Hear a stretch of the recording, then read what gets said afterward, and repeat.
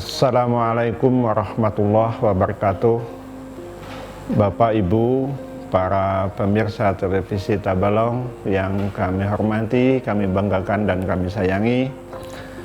Pada kali ini kami ingin melakukan pengenalan situs cagar budaya atau Tabalong Berbudaya. Bapak dan Ibu, di masa pandemi COVID-19 ini kita paham sepenuhnya bahwa semua gerak langkah kita terbatas dan kita tidak bisa melakukan kegiatan-kegiatan tatap muka, tidak bisa berkerumun, tidak bisa melakukan dalam waktu-waktu yang cukup lama karena semuanya dibatasi. Maka kegiatan pengenalan situs yang seyogianya bisa kita lakukan dengan langsung terjun ke lokasi, ke tempat situs cagar budaya. Namun kali ini dengan segala keterbatasan kita melakukannya melalui virtual atau melalui media televisi, dan mudah-mudahan unsur yang akan kita raih dari sisi edukasinya dan dari sisi seninya ini tidak akan terlupakan oleh kita semua. Bapak dan Ibu sekalian yang kami hormati, adapun harapan yang ingin kami sampaikan pada kesempatan ini adalah dengan pengenalan situs cagar budaya ini kita lebih dapat memberikan pengetahuan khususnya kepada siswa, kepada guru sejarah, kepada guru seni dan budaya tentang banyaknya situs cagar budaya yang ada di Kabupaten Tabalong. Kemudian selanjutnya itu nanti akan dijadikan warisan sejarah dan segala jenis perjuangan maupun tradisi budaya yang ada di sekitar kita. Dan kami ajak Bapak dan Ibu semua serta adik-adik untuk bisa ikut melestarikan, merawat dan menjaga situs ini dari kepunahan. Sekian, terima kasih. Wallahul muwaffiq ila aqwamit thariq. Assalamualaikum warahmatullahi wabarakatuh.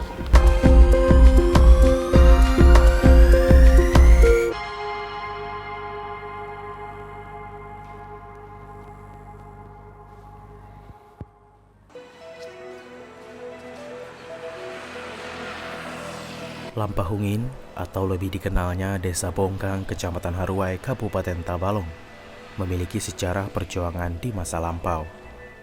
Cerita sejarah ini pada umumnya masih asing di telinga masyarakat Kabupaten Tabalong. Pejuang tersebut ialah Gusti Buasan yang dimakamkan di area salah satu pondok pesantren daerah Lampahungin. Dan saat ini, makam tersebut telah ditetapkan sebagai salah satu situs cagar budaya yang ada di Kabupaten Tabalong. Saat ini untuk merawat dan memelihara area makam dilakukan seorang juru pelihara yang bernama Wahyudi, di mana ia sebagai jupel sejak tahun 2014 lalu, menggantikan orang tuanya. Berdasarkan catatan yang diriwayatkan oleh Mahlan selaku Kepala Desa Lampahungin Haruai dan Haji Idris penghulu Murumpudak, Gusti Buasan ini tokoh pejuang di Tabalong yang pergerakannya berjuang di wilayah timur sepanjang Sungai Tabalong Kiwa. Perjuangan bermula setelah pertempuran di Tanjung tanggal 17, 18, 19 Agustus 1860. Kota Tanjung dan sekitarnya telah dikuasai serdadu Belanda. Orang tua Gusti Buasan bersama keluarganya melakukan pelarian di perkampungan Marindi, di mana hutan Marindi sebagai tempat pelarian Gusti Buasan dan saudaranya Gusti Barakip. Sejarah Gusti Buasan ini, beliau lahir di Pulau Kecamatan Kalua, itu pada tahun 1849. Kemudian ading beliau ini Gusti Barakit lahir pada tahun 1851. Kemudian terjadi pertempuran di Tanjung tanggal 17, 18, dan 19 Agustus 1860 dan kalah waktu itu, makanya larian ke Marindi, hijrah lawan Kawitan Hidin. Dan kemudian Hidin ini pada waktu itu masih berumur kurang lebih 11 tahun.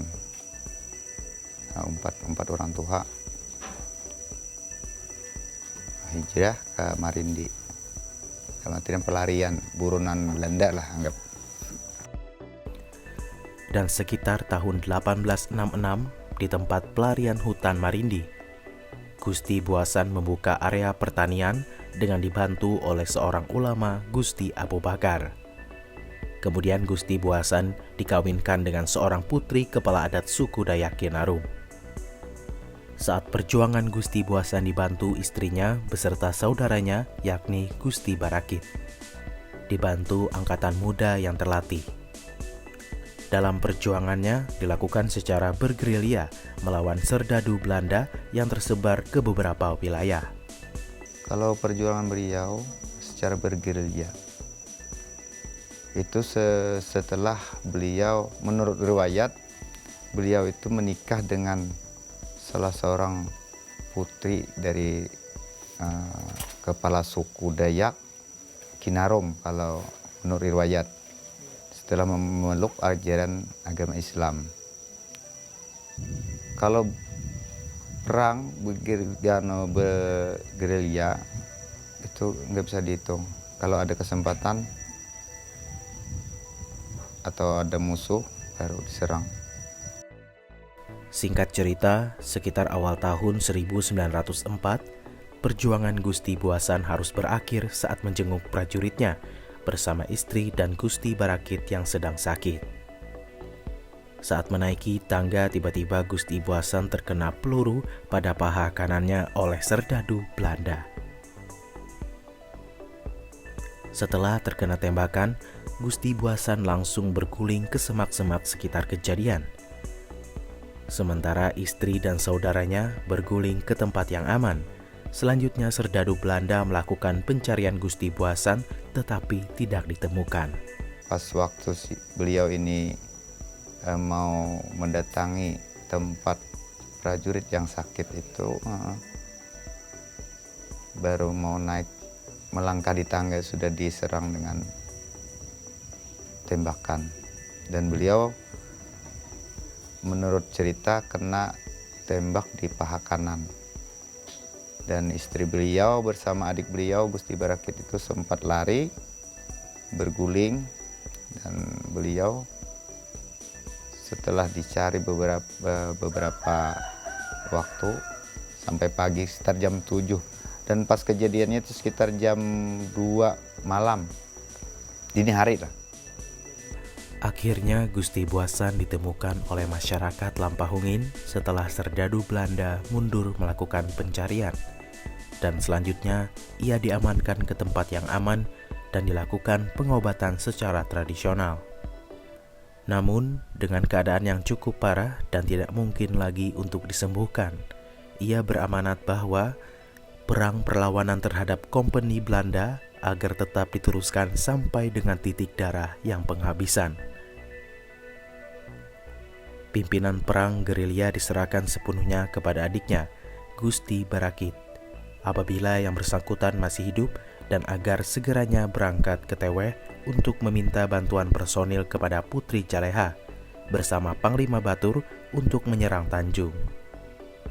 Untuk sementara, apabila istrinya masih hidup, agar diungsikan ke tempat yang aman, yaitu di Marindi.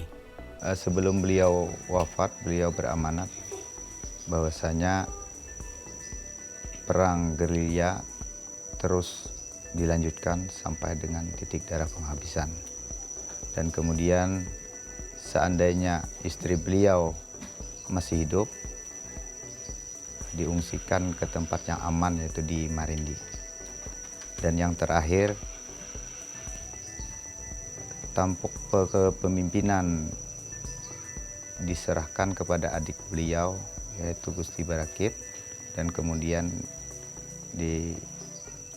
meminta bantuan, berangkat ke Muara Tewe untuk minta bantuan kepada Putri Jaleha bersama Panglima Batur untuk menyerang Tanjung.